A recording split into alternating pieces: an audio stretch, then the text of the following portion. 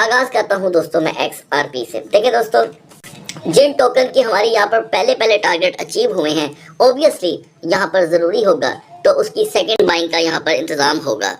तो दोस्तों मैं आपको बता दूं कि आज का सारा दिन हमें इसी तरह ही देखने को मिलने वाला है। ये चीज़ अपने ज़हन में रख लिएगा। अगर आपको मार्केट का बिल्कुल तजर्बा नहीं है, अगर आपको मार्केट में सिर्फ 4-5 महीने हुए हैं, आपने कुछ नहीं सीखा, तो आज के दिन बल्कि अगले 2 दिन तक आप मार्केट से दूर रह सकते हैं। लेकिन अगर आप प्रो लेवल के ट्रेडर हैं तो यकीनन ये मार्केट उन सब दोस्तों के लिए बहुत आइडियल होती है जिन्हें ट्रेड करनी आती है।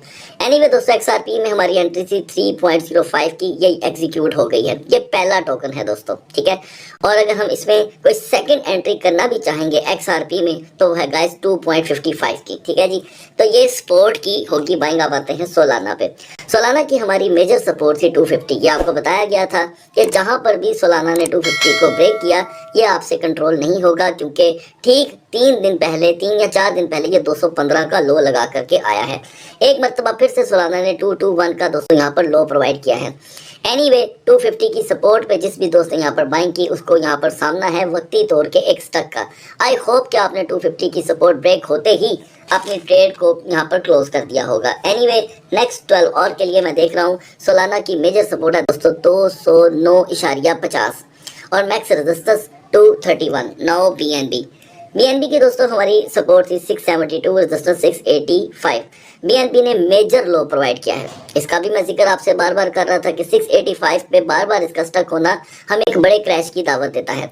मैंने 3 दिन पहले भी हमारी वीडियो के थंबनेल के ऊपर एक क्रैश का थंबनेल बाकायदा तौर पे अपडेट किया था और बहुत से व्यूअर ने कहा था कि उस्मान भाई आप पंप के टाइम पे डंप की बात कर रहे हैं, ऐसा नहीं हो सकता। तो आप लाइव देख सकते हैं कि ऐसा आपके सामने है। अलबत्ता इसमें कोई शक नहीं है कि फ्यूचर की हमारी लाजम एक आध पोजीशन स्पॉइल हो गई होगी, मैं वो भी देखूंगा कि हुई है कि नहीं। लेकिन स्पोर्ट के अंदर सभी दोस्त यहाँ पर अपनी सेकंड बाइंग अगर पॉसिबिलिटी हो तो अचीव करके अपना नुकसान पूरा कर सकते हैं। लिहाजा एक लंबे अरसे के बाद BNB की सपोर्ट यहाँ पर दोस्तों ब्रेक हो गई है 672 की। तो मैं समझता हूँ नेक्स्ट 12 आवर के लिए यहाँ पर BNB की मेजर सपोर्ट है गाइस 628 और मैक्स रिकवरी 660 की। अब आते हैं डॉज पे। दोस्तों डॉज की हमारी यहाँ पर जो पोजीशन थी वो हम अचीव ही नहीं कर पाए, इसलिए कि डॉज जो है वो ऑलरेडी 0.3505 को ब्रेक कर चुका था। और अगर आपने हमारी मिडनाइट की वीडियो को कीनली वॉच किया था तो यकीनन 0.35 के बाद एक एंट्री होती है और वो आपको शॉर्ट की ट्रेड प्रोवाइड करती है। लॉन्ग टर्म के लिए जो दोस्त डॉज कॉइन को यहाँ पर बाय करना चाहते हैं, ये उसके लिए एक बेहतरीन पोजीशन है। और आप जानते हैं कि अभी कल ही मैंने डॉज के ऊपर आपको एक डेडिकेटेड वीडियो प्रोवाइड की थी। सुई कॉइन की दोस्तों हमारे पास 4.15 की एक बाइंग मौजूद थी, वो भी स्पॉट में, और यहाँ पर सुई एक्स्ट्रा यहाँ पर डाउन कर गया है। और आप बहुत अच्छे से जानते हैं कि बाय इन द डिप हमेशा स्पोर्ट ट्रेडर के लिए एक ऐसा फार्मूला होता है कि हम हर डिप के अंदर अपनी सेकंड बाइंग को कवर करते हैं। लेकिन वो भी अगर चांस बने तो ऐसा भी होता है कि बाज़ औक़ात हमें वो डिप के अंदर लो नहीं मिल पाता जो उसके साथ अटैच होता है। तो यहाँ पर मैं देख रहा हूँ गाइस कि सुई टोकन का जो 4.15 के बाद लो आया है वो कोई इतना बड़ा लो नहीं है 3.50 का। हम अगर यहाँ पर सेकंड स्टेप इसमें ऐड करेंगे तो है दोस्तों 3.35 का, जो यहाँ पर इसके लिए एक स्ट्रॉन्ग लेवल रहेगा। अब आते हैं पोल्का डॉट पे और BGP पे। पोल्का डॉट की दोस्तों हमारी सपोर्ट थी 6.15, ठीक है जी। जो पेंडिंग थी हमने उसे जस्ट अचीव किया है, हम इसे जस्ट होल्ड करेंगे। ये हमारा 5वां टोकन है। और ये भी बात तय है कि हर क्रैश के अंदर इसी तरह ही कुछ टारगेट होते हैं जो पेंडिंग हो जाते हैं, लेकिन जैसे ही मार्केट रिकवर करती है ये हमारे लिए अपॉर्चुनिटी बन जाती है।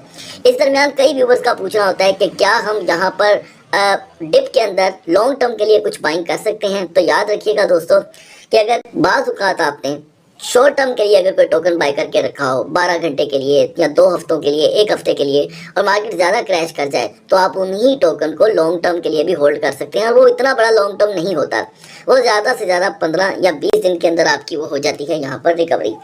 अभी यहाँ पर BGP भी दोस्तों हमें 7.25 की हमें एक सपोर्ट जो हमारी थी यूटिलाइज करने के बाद एक मेजर लो प्रोवाइड कर गया है और वो है 6.55। लिहाजा यहाँ पर BGP में सेकंड स्टेप की दोस्तों दूर दूर तक ज़रूरत नहीं है। सिर्फ 2 कॉइन थे जिसमें सेकंड स्टेप की ज़रूरत थी, उन्हें मैंने आपके साथ यहाँ पर डिस्कस कर लिया है। यहाँ पर यूनिस्वैप में दोस्तों एक मेजर लो आया है, मेजर लो। 4 दिन के अंदर अंदर यूनिस्वैप $15 से सीधा 10.50 पे आ चुका है। अगर हम यहाँ पर जाकर यूनिस्वैप का चार्ट ओपन करेंगे तो आप इंतहाई हैरान हो जाएंगे कि यूनिस्वैप कंटिन्यूसली फॉल हुआ है और 1 बिलियन के करीब इसकी कैपिटलाइजेशन मार्केट में कम हो गई है। आप याद रखिएगा कि जब इतना बड़ा डिप आता है तो वेल्स उसी टोकन की तरफ तवज्जो देना शुरू कर देते हैं जिसका यहाँ पर फॉल बढ़ रहा होता है। अब आते हैं दोस्तों पेपे पे। पेपे की आप हमारे पास यहाँ पर अपॉर्चुनिटी मौजूद है, आप इस करंट सिचुएशन में स्पोर्ट के अंदर रहते हुए यूटिलाइज कर सकते हैं। ओएम को हम इग्नोर कर देंगे। एप्टस में हमारा टारगेट दोस्तों हुआ है 100% हिट। आपको बताया गया था कि एप्टस जिधर भी $8 की सपोर्ट को ब्रेक करेगा ये हमें 30 सेंट तक का लो प्रोवाइड कर सकता है, बल्कि इसने 30 क्या, इसने हमें डायरेक्टली 6.95 का लो प्रोवाइड कर दिया है। तो नेक्स्ट 12 आवर के लिए यहाँ पर एप्टस को हर सूरत 7.10 पे आना होगा। अगर ये 7.10 पे नहीं आता तो ये एन मुमकिन है कि हमें 6.80 तक अपना लो बार बार प्रोवाइड करता रहे।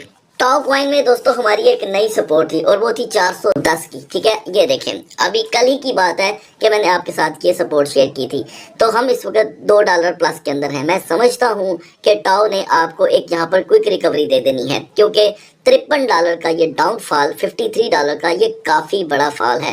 लिहाजा हम इसके अंदर प्रॉफिट में हैं। आपके ऊपर डिपेंड करता है आप इसे कंटिन्यू करना चाहते हैं या सेल। मिडनाइट में हमारे पास जो रेंडर था दोस्तों वो हमने 14 सेंट के प्रॉफिट के साथ सेल कर दिया था और अब यहाँ पर रेंडर एक्स्ट्रा लो है। तो हम रेंडर को यहाँ पर अच्छा खासा मोनिटर करें।